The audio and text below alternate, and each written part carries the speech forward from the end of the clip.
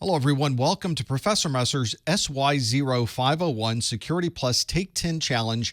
And this is our Take 10 Challenge for quiz number 1. In the Take 10 Challenge, I have a series of 10 questions put into quiz form. You can take these tests online by visiting my website at professormesser.com/take10. These are available for A+, Network Plus, Security Plus. Go to the website, you'll see everything there that's available. As we go through these questions, you'll notice the questions are in the same order as the ones on my website, but the answers are randomized. They'll be different every time you visit the website. I'll give you the question in this video, and you can answer. I'll start a 7-second counter. If you need a little bit more time, you can pause the video, and then I will give the answer at the end of the 7 seconds. If you're watching this on YouTube, there will also be timestamps in the YouTube video description. So if you want to jump directly to a question or to an answer, you'll find all of those links in the YouTube video description. Let's start with our first question, which asks, which of the following would be the best way to segment two IP subnets that are physically located on the same switch? Would I use OS virtualization, VLANs, static routing, firewall policies, or air gaps? Let's look at the answer in 7 seconds.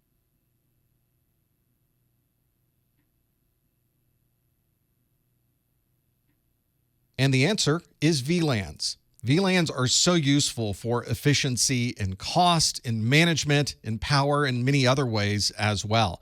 Imagine if we didn't have a way to create virtual local area networks, or VLANs, and instead we had to separate customers onto their own physical device. For example, you could have customer A, and customer A would have their own switch, and then you would have a completely different physical switch, and that would be for just customer B.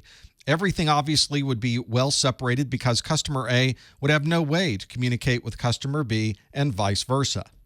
Instead of having two separate switches that have multiple power sources that take up space in a rack and require updated management and upkeep of that device, you could have customer A and customer B exist on the same physical switch, but separated logically by assigning them into different VLANs. So in this case, we have colored the VLANs. In practical use, these VLANs would have numbers associated with them, but customer A is on the red VLAN, and anybody connected to an interface on the red VLAN can only communicate with other people that are connected to the red VLAN. Same thing for customer B. Customer B plugs into the blue VLAN, and any devices plugged into any of these interfaces on the blue side can only communicate with devices that are on the blue network. There may be times where you do need to have these two networks communicate to each other, and if that's the case, you'll need some type of layer 3 device or router to be able to communicate between different VLANs. We have other answers we could have chosen. OS virtualization was one of those options, but OS virtualization doesn't provide a way to segment either logically or physically on a same physical switch. Static routing is very useful to determine how traffic is forwarded outside of a router, but it does not help with the individual segmentation on a switch. Firewall policies would be useful for allowing or disallowing traffic through the network, but again, firewalls are not a layer 2 or a switch-related segmentation process either. And lastly, air gaps. Air gaps are physically separating a device so that there is air between those particular units. In this case, we're trying to segment two IP subnets that are physically on the same switch, so there's no opportunity there to create an air gap. On to question 2. A company would like to build their own inventory management system, but they would prefer using a predefined set of application modules. Which cloud deployment model would facilitate this software development strategy? Would it be hybrid, SaaS, PaaS, IaaS, or community? 7 seconds.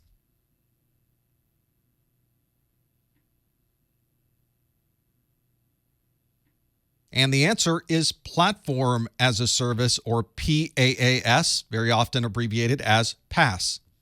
With Platform as a Service, you don't maintain your own servers, you don't have your own maintenance team, you don't manage the software. You simply connect to the platform that's located in the cloud, but you are still responsible for the development of that application.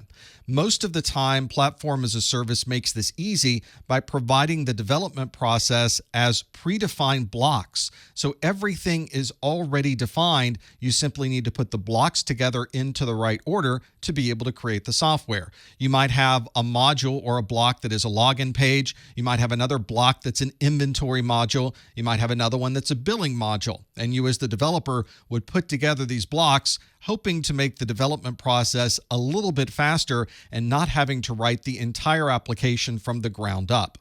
A good example of a company that has created a huge number of building blocks that you can put together into your own platform as a service is Salesforce.com. Salesforce.com obviously has a very powerful software as a service offering, but they've taken everything behind the scenes, put it into separate modules, and allow you to build whatever application you would like on the Salesforce.com platform as a service product offering. With software as a service, there's no development effort. You simply log in, the application is available to you, and you're able to use all the features of that app. You don't even have the ability to make changes to the application. That's all managed by the software as a service provider. IaaS, or infrastructure as a service, is effectively the hardware that you would then need to load any software on. So infrastructure as a service would give you a CPU, a network card, some memory, some storage space, and then it's up to you to load all the software. A hybrid model of cloud computing means that you're going to be using a public cloud, very similar to the public clouds you would see from Amazon or Microsoft. And there's also a component of this that is a private cloud that you would keep internally. And that's where the hybrid comes from, because you're using both a public cloud offering and a private cloud internally at the same time. A community cloud offering is one where a group of people get together to purchase or acquire all of the resources needed to create a cloud infrastructure, and then everyone will share in those resources as they build out their separate community clouds. Question 3. Which of these access control models is most associated with Windows groups? Is it a mandatory access control, a role-based access control, file system security, rule-based access control, or attribute-based access control? Answer in 7 seconds.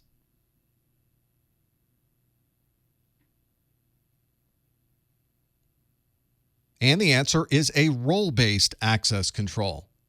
A role-based access control, as the name implies, is basing all of the controls on what your role in the organization might be. If you're an engineer, there are a certain set of roles that are required as your job. If you're a manager, there are a different set of roles for your job. So as we are setting policies and access on the network, you're going to be given access based on what your role happens to be. The administrator of the system will determine what your role happens to be, and they will put you into a group that qualifies for those particular roles. If you're a manager, you're put into the managers group. If you're an engineer, you're put into the engineers group. This allows the administrator to very easily manage the rights and permissions because they set up the roles one time and simply add people into the groups. And as soon as you're added into the group, you have access to all of the things you need to be able to perform your normal tasks. Mandatory access control commonly uses security clearances to be able to gain access to a resource. So a resource may have a confidential or top secret association, and then as long as you meet the minimum requirements, you would then have access to that resource. File system security is based on rights and permissions included in the file system itself. So in NTFS, for example, you can set file permissions based on a user who is on that particular operating system. A rule-based access control uses rules to determine access to resources. For example, access to a certain resource may be limited by what time of day it happens to be, or maybe access to the resource is only limited to a certain number of IP addresses. It all depends on what you put inside of that rule. And attribute-based access control may combine many different criteria, rules, relationships to data, the type of role you have in the organization, and combine all of those things together to determine what type of rights and permissions you have to a resource. And question number 4, which of these best describes the Windows archive attribute? The attribute is set when a file is modified. Users set the attribute when they create a new version of a file. Any files with the attribute will have a secondary backup. A snapshot is created each time the attribute is set, or a system administrator defines the attribute for all files and folders to restore? The answer in 7 seconds.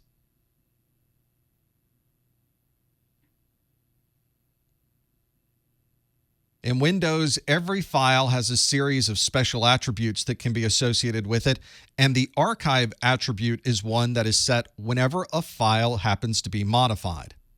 This is especially useful when you're ready to back up a system. You don't want to back up things that have already been backed up previously, so you might want to use this archive attribute to determine if a file happens to have been changed. For example, you may first perform a full backup. You'll back up every file on a particular system.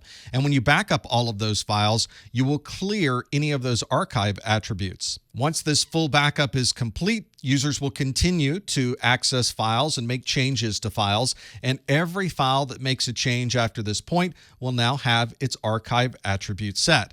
This means that when you now come through with an incremental backup where you want to back up all of the files that may have changed since the last time you backed up, it may only need to back up those that have that archive attribute set.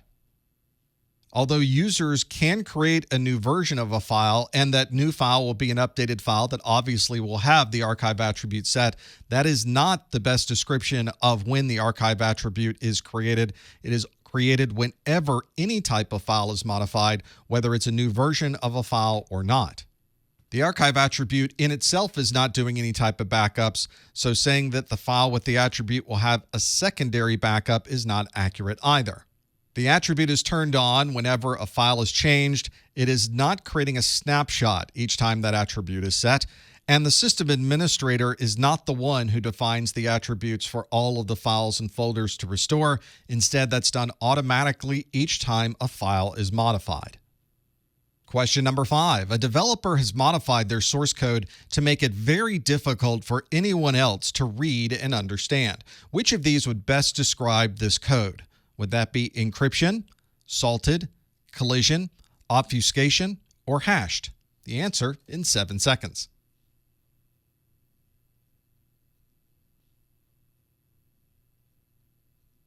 If you're trying to make something difficult to read or understand, then you're using obfuscation. The key for obfuscation is not that you're making it impossible to understand, you're instead making it simply difficult to understand. For example, you could change source code to make it very difficult to read that source code, but it's not changing the way the source code works. And if you do understand how to read it, then you can still read through the source code as you normally would. One very common type of obfuscation is steganography, where you can hide information within a graphic image. To the rest of us, it looks like an image file, but if you know how to pull the information out, then you're able to obtain information that normally would not be visible. If you were to encrypt source code, then no one would be able to read that source code. It would not only be difficult, it would be impossible for anyone to read and understand. So encryption would not be the right answer here. If you're including a salt with a piece of information, this is normally associated with a hash, then you're making a hash more difficult to be able to reverse engineer or brute force. Salting does not help a developer modify source code to make it difficult for someone else to read. On the same topic of hashing, a collision is when you are creating a similar hash from different types of content. Normally with hashing, that should not occur, and in any case, collisions have nothing to do with making source code more difficult to read. And lastly, hashing itself, that hashing or message digest process is not making code difficult to read, it's instead creating a fingerprint or a message digest from some other type of information that might already exist. We're halfway through this Take 10 challenge, but I wanted to let you know that if you like these questions, then you're really going to like my SY0-501 Security Plus Practice Exams. This is a practice exams book that has brand new questions. No one has ever seen the questions that I have put in the Security Plus Practice Exams book, and it contains 400 pages with 3 90-question practice exams. These include both multiple choice and performance-based questions. There are detailed explanations for every answer, and I've included links inside the book that allow you to click on the link or use the camera on your phone to be able to watch the video that describes the topic from the question itself. If you want more information about this, you can learn more on my website at professormesser.com/securitype. That's security practice exams. Question number 6. Which of these activities would be categorized as passive reconnaissance? Would it be reading online forums? Would it be running ping sweeps? Would it be scanning for open ports? Would it be running DNS queries? Or would it be performing OS fingerprinting? The answer in 7 seconds.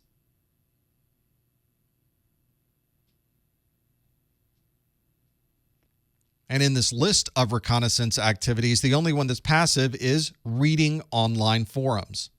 With passive reconnaissance, we're gathering information about that target without putting any type of network traffic on that local target's network.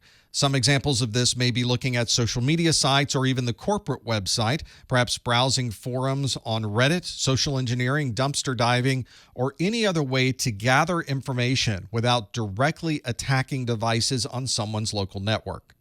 In this answer, reading online forums is certainly passive, especially when you consider that all of the other options in this question are active reconnaissance processes. For example, running a ping sweep can be easily seen with an intrusion prevention system or by looking at packet captures, and it's something that's very obvious when you see those packets going across the network. Those are very active.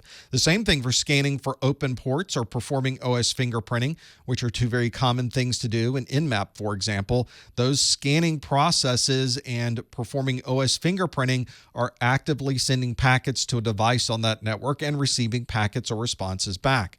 Running DNS queries is another active reconnaissance. You're sending a query into an internal DNS server and receiving information from that DNS server about other items or other services that may be running inside of that network.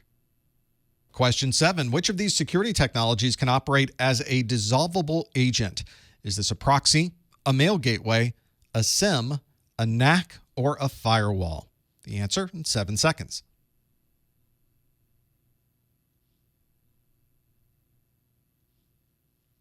And the answer is a NAC, or network access control. You're probably accustomed to someone coming to your computer, installing a service, and that service will always be running or always be available on that particular system. These are called persistent agents. A very common persistent agent might be one used for your VPN, where you start a VPN client on your desktop, and that client is always there and ready to go. That also means that if there are any updates to that client, you have to perform updates to the executable on your system to make sure that everything stays up to date. With a dissolvable agent, there's no installation that has to occur. You run that particular agent while it needs to be running, and when it stops running, it's removed from your system completely. This temporary access means that you don't have to permanently install or have anything constantly updated on your desktop. Proxies do not commonly operate as dissolvable agents, and if you are using a proxy, the proxy itself is not dissolvable. It's usually running on a separate system, and the proxy service or the way to use the proxy is always configured inside of your system, and it does not necessarily even require an agent to be able to use that proxy. All it really needs is a configuration setting inside of your computer. A mail gateway is also not operating as a dissolvable agent. We usually will have a mail client on our computer that is connecting to a mail gateway. That mail gateway is always there. It's usually a permanent process and not usually something that is dissolvable. A SIM, or Security and Information Event Manager, is a device that is usually consolidating log files from many diverse systems, such as switches, routers, firewalls, intrusion prevention servers, and so much more.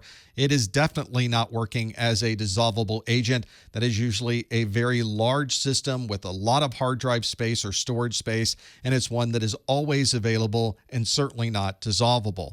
And a firewall is one that always needs to be in place as well. It's not something that is temporary or that is installed for a short period of time. It's usually something that is always on and usually running always on your desktop or always on a device or a system that is on your network. Network access control is one that's commonly used when you first connect to a network. It verifies that you're running from a device that's trusted. It makes sure that your device has all of the latest software, antivirus signatures, anti-malware, and usually once those checks are complete, the network access control software can be removed or stop executing on your system, making it a dissolvable agent. Question 8. Which of these cloud computing characteristics is most associated with capturing the state of a cloud service or reverting to a previous state or configuration? Is that SaaS, non-persistence, orchestration, templates, or automation? The answer in 7 seconds.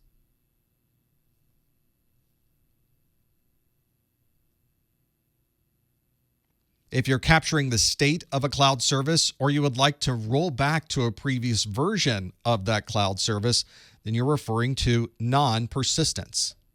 If you work with cloud computing technologies, this is probably one of the most appealing aspects of cloud computing is the non-persistence. It's the fact that you can build out an entire application instance or tear down an application instance just by clicking a button or by having an automated process occur.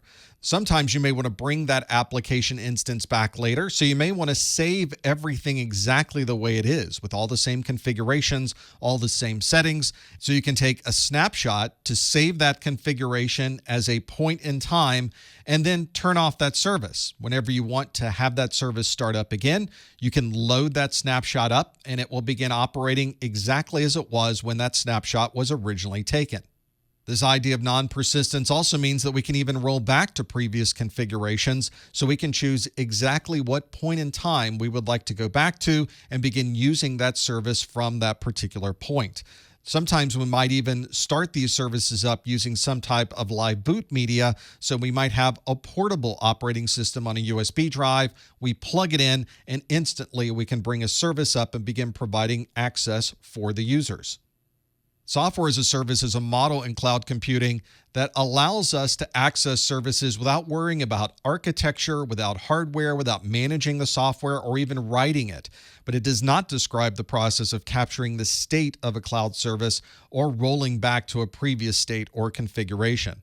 Orchestration is a fancy term we use in cloud computing to simply mean automation. But it's a more complex automation that involves a lot of different resources performing in a very particular way. And it's a way that you can create this hands-off process with cloud computing so that application instances can be built or torn down at any time without any type of user intervention. We also have templates that we might want to use in cloud computing so we can build one of these application instances and make them all look exactly the same. But the concept of templates is not referring to capturing the state of a cloud service or rolling back to a previous version. And automation is very similar to orchestration and a simpler way of describing that. But automation itself is not about capturing the state of a cloud service. Given the 5 different options we had, the option that provides the best association with this is the one of non-persistence. Question number 9. A system administrator has been asked to install an application on a server that runs in the background with no user intervention. This server also supports many other applications at the same time. Which type of account will commonly be associated with this application? Would it be user, generic, service, shared, or privileged? The answer in 7 seconds.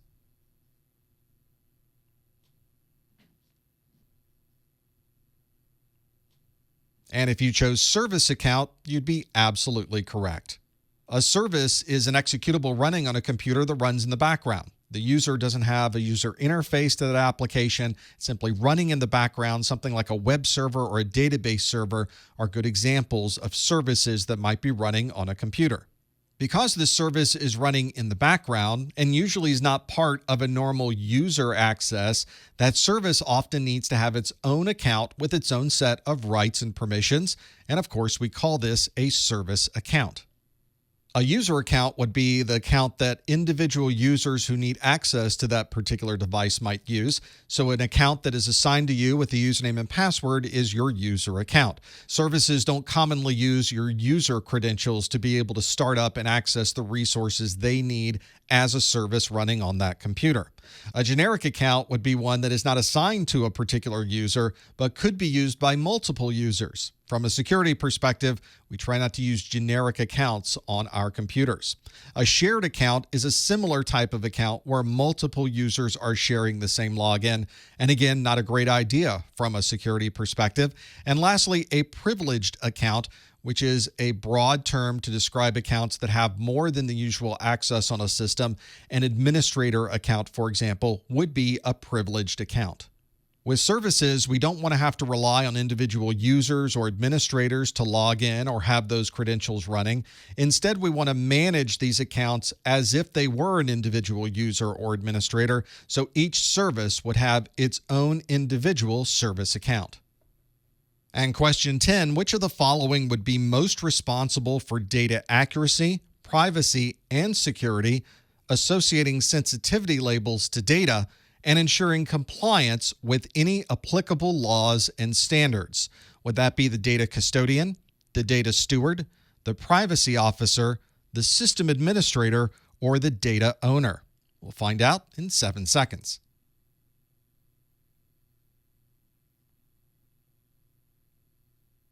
This broad set of responsibilities would fall under the role of a data steward. There are many different people with different types of job responsibilities that manage the data in your environment. A data owner is very often a senior officer, a vice president, somebody who is presiding over all of the access to that particular application or that particular data. For example, a vice president of sales may be responsible for the customer relationship data, but the treasurer of the company might be responsible for the financial information. The person who is the data steward is responsible for the accuracy of the data, the privacy of that data, and the security associated with it. They are usually defining how sensitive this type of data might be, and if there are any laws or local regulations associated with that data, the data steward is responsible for complying with those particular laws. The data custodian is the person who then begins adding access rights to the data. They're usually putting in some type of security control to allow people access to the data based on their rights and permissions. Sometimes this is the same person as the data steward, but it's easier to separate out the compliance and the security of that information versus actually implementing the security from the data custodian's perspective. And the privacy officer is usually the person responsible for all data privacy in the organization. So if there are global policies or requirements for keeping that information private, that falls under the responsibility of the privacy officer. So in this question, we wanted to know who was most responsible for data accuracy, privacy, and security, associating the sensitivity labels to the data and ensuring compliance with applicable laws and standards. The best choice in this example is data steward. You've made it through the first of our Take 10 challenge for this SY0-501, but we have many more available on our website. You can find that at professormesser.com/take10. We also have weekly pop quiz questions for Security Plus, and of course, our entire Security Plus course is available on YouTube. You can find all of these at professormesser.com/YouTube/Twitter or /Instagram. And don't forget about our Security Plus practice exams. You can find out more information about those at professormesser.com/securitype. Thanks for joining us. We'll see you on the next Take 10 challenge.